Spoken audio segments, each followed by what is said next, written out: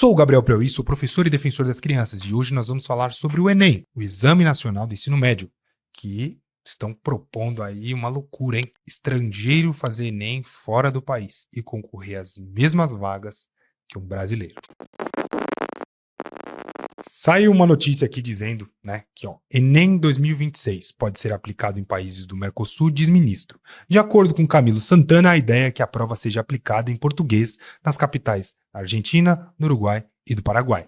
Pode descer, Igão. Em coletiva de imprensa realizada após o segundo dia de provas, Santana informou que o Ministério estuda expandir a aplicação do exame para os países vizinhos como forma de atender alunos brasileiros e estrangeiros. De acordo com o ministro, a ideia é que a prova seja aplicada em português nas capitais da Argentina, do Uruguai e do Paraguai. O ministro também destacou que as obras da Universidade Federal da Integração Latino-Americana foram retomadas e devem ser concluídas no ano que vem, junto com esse movimento de expansão do Enem. Manuel Palacios, presidente do Instituto Nacional de Estudos e Pesquisas Educacionais, Anísio Teixeira, o INEP, disse que o órgão está avaliando qual é o melhor formato para aplicar o Enem no Mercosul.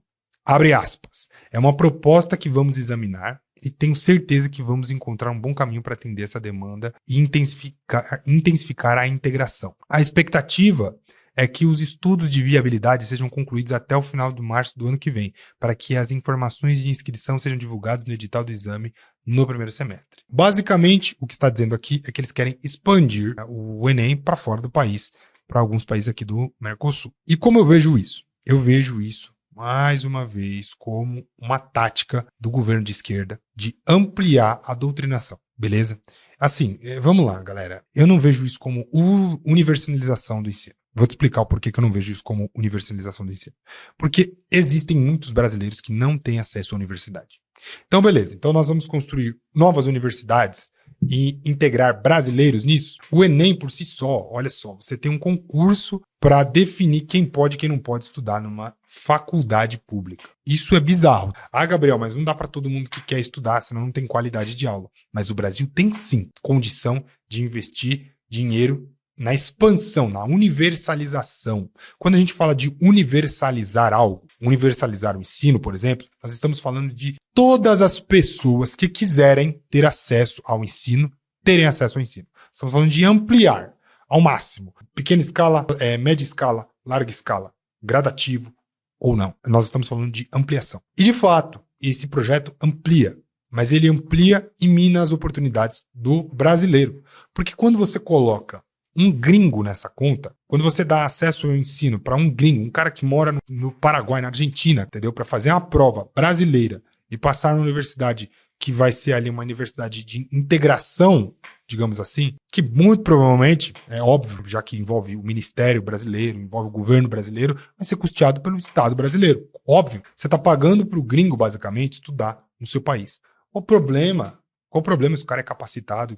O problema é que tem brasileiro que não tem esse acesso. Ao invés de você expandir as universidades brasileiras, aumentar a quantidade delas ou oferecer mais bolsas, seja naquele... Qual é o nome daquele programa mesmo?